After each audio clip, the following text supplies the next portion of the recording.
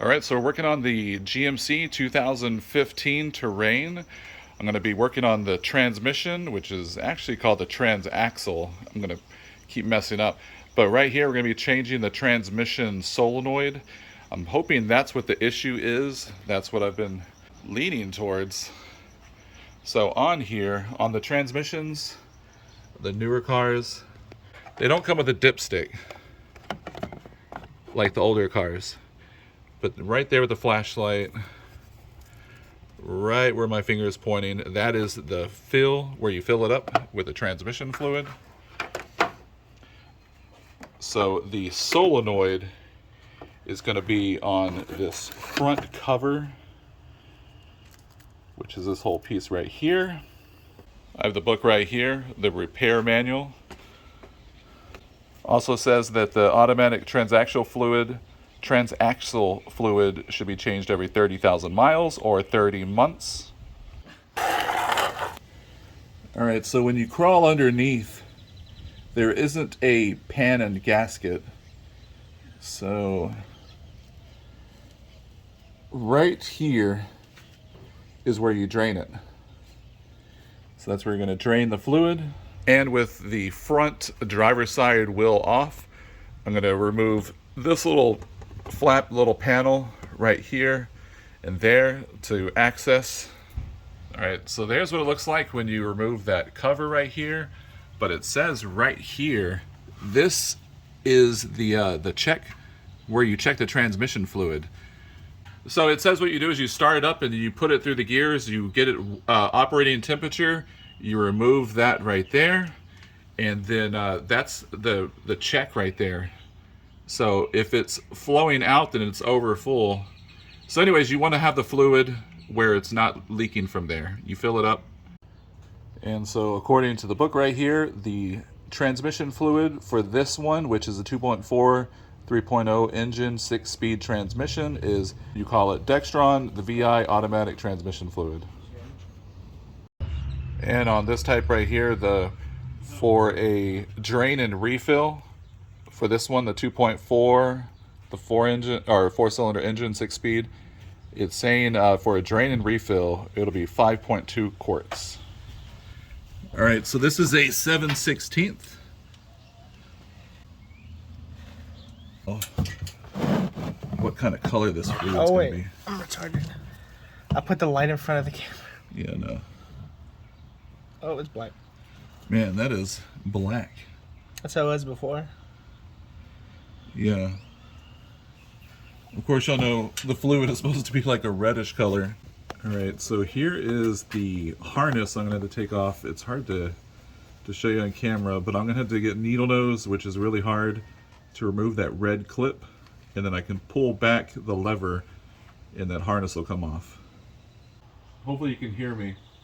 I couldn't get needle nose in here, so I got some tweezers and I pinched this little red part, and it should pull out. So there's that right there. It pulls out the red part. Then you're able to remove this part.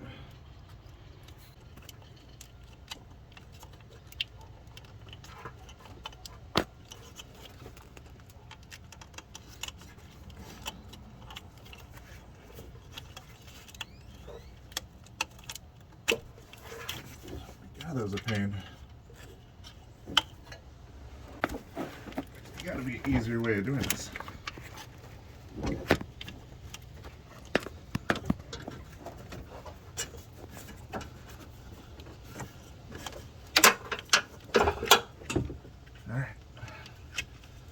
Of course, I broke that. Yeah, this is a difficult job. So I had to pull off the whole front end, the headlights. The whole front end consists of the grille and the bumper. So taking that off, trying to get to the solenoid. I'm going to show you. I didn't remove all this like AC and the radiator. But here, let's see if you can see.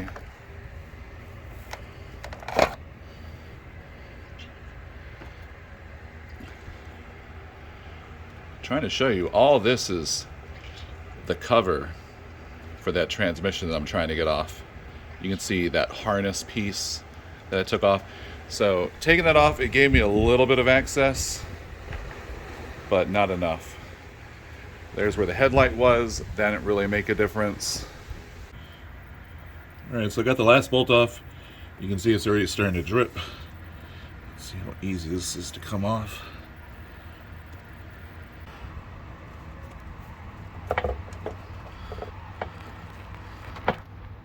And it was too hard to get from the bottom, so I'm going to try to get it from the top.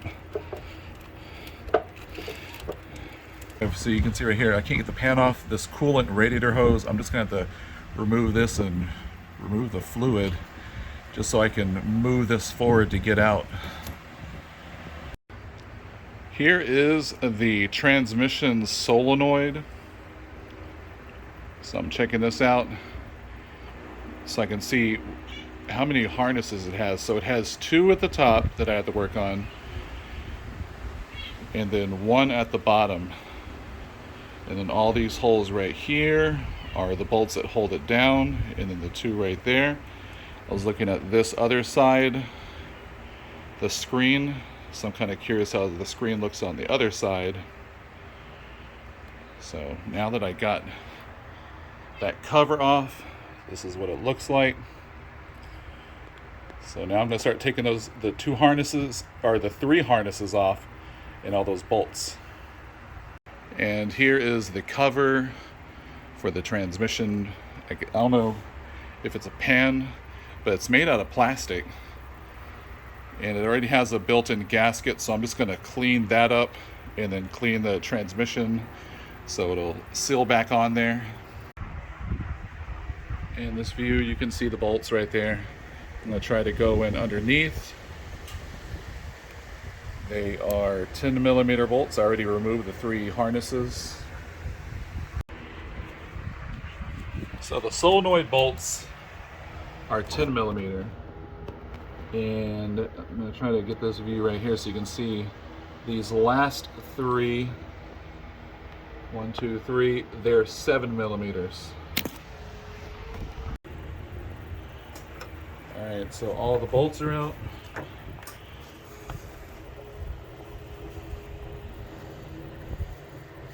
The 3 harnesses.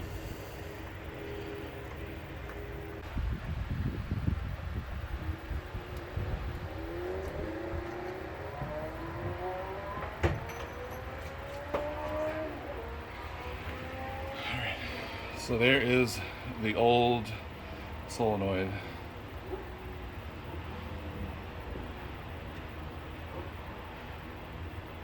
I don't even see all the screens on there. I'll compare it with the other one. Alright, so there's the 2 solenoids side by side. Here's the old one and the new one. I got this one on eBay for $250. Let's see. Yeah, this one, it has all the screens right here, and this one only has like 1 screen. I don't know what happened to the other pieces. There it is side by side. Alright, so this piece right here, I don't know what this is. This was kind of loose. I'm going to bring it out. It wasn't connected to anything. I don't know what it is. But it basically, because the solenoid was in there like this, it doesn't have anywhere it connects. But this is the piece that was loose inside there. I'm going to try to see if I can figure that out. Alright, so I found out what this is. It's a transmission fluid control valve, flow valve. So here is the old one. I bought another one on eBay because I wasn't sure. I don't see any moving parts.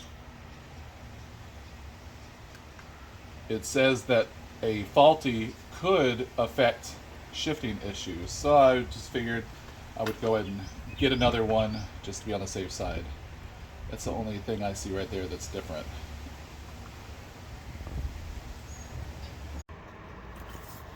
Alright, so I don't got a very good way to see this.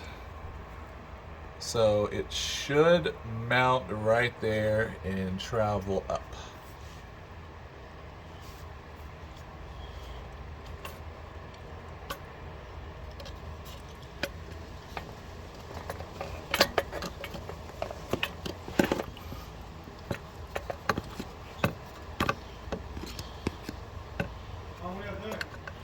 trying to install this. Your dad's installing something. I'm gonna go Trying take a to. quick bath. Do you need me to report before I go? No, I'm gonna try to see if I can get it.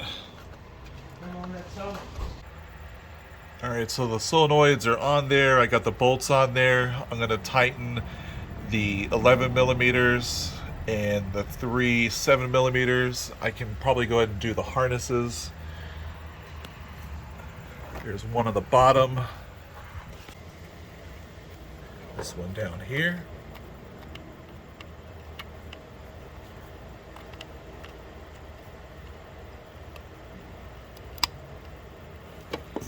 And 2 at the top.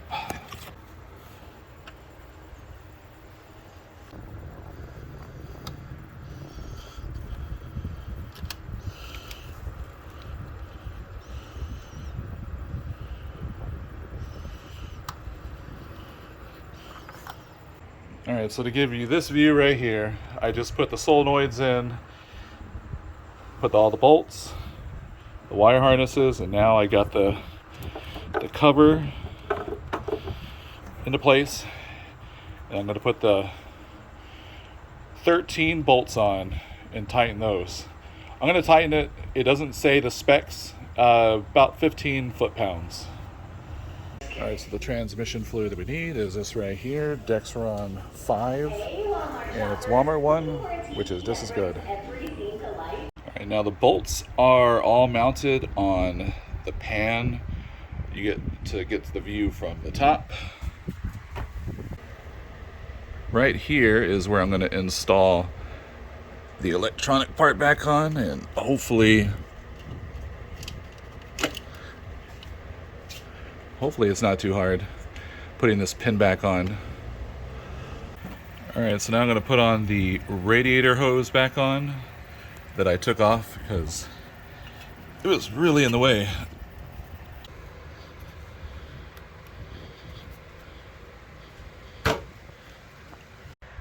Alright, so it's back in place. Alright, so now this piece right here goes back into the transmission pan. This the harness. Gonna install the air cleaner housing back on the intake. Also, I gotta install this back on the washer fluid reservoir. I took it out thinking it would help me give some visual view, but as you can see, it doesn't. So you don't need to take that out. All right, so we're gonna connect the battery terminals back. Then we'll put this computer back on.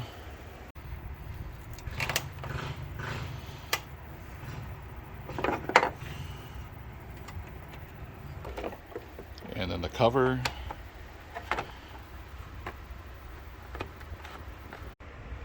And with everything back complete, now I'm going to take off the filler. Pretty far in there.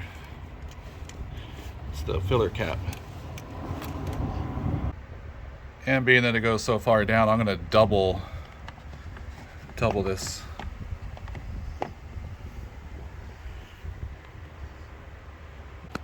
So it should take about 5, maybe a little bit more than 5 for a drain and refill, but I took off some of the solenoids and some other stuff, so it might take some more. All right, so it says, start the engine and allow it to idle. Depress the brake pedal and move the shifter into each gear position, holding it in each range for about 3 seconds, then return the shifter back to park position. With the engine running and the transaxle at normal temperature, that's when we're going to check. We're going to remove this bolt right here, and we're going to see if we need to add more or if fluid comes out, meaning it's overfilled. All right, time to start it and see how it does.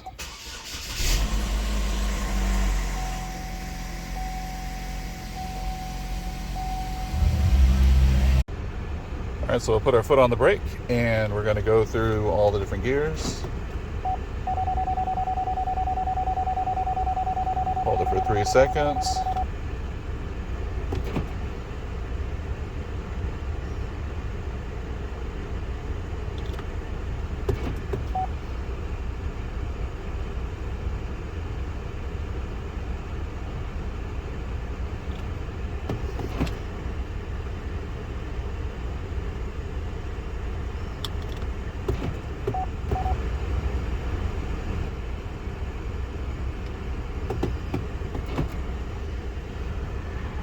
right, now I'm going to turn the wheel all the way to the right so we can check it. Yeah, so turning the wheel all the way to the right gives you the access for that bolt that we're going to check. All right, so I finally got the GMC running, the 2015 GMC. I did the transmission right there, which was a pain in the ass. I did the catalytic converter, which you can't see, which was back here. And I repaired the PCV and the intake in the front, which was a pain in the ass also. But anyways, I got all that running. I got the truck on. Before I put the bumper and grill all back together, I'm going to make sure everything's going okay. I have no check engine light. And so that's the progress right there. I'm going to check the fluid and see how it works. All right, so with the engine warmed up and the wheel turned to the side and a pan underneath, I'm going to try my best with a 7/16.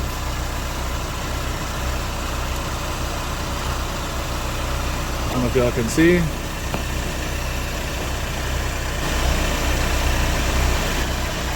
All right.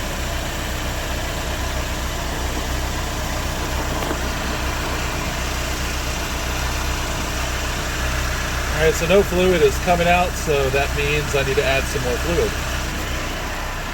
So I'm going to add some fluid, and while you're doing that,